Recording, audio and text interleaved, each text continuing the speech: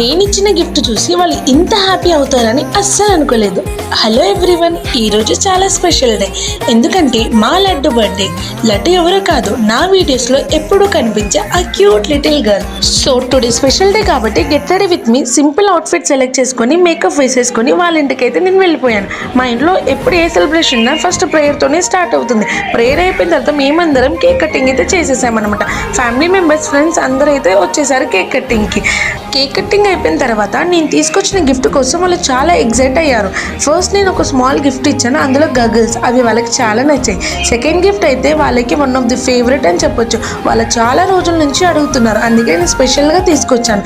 Gift చూసిన వెంటనే వాళ్ళ ఎక్స్ప్రెషన్లోనే ఎంత హ్యాపీ అయ్యారో మీరు చూడొచ్చు.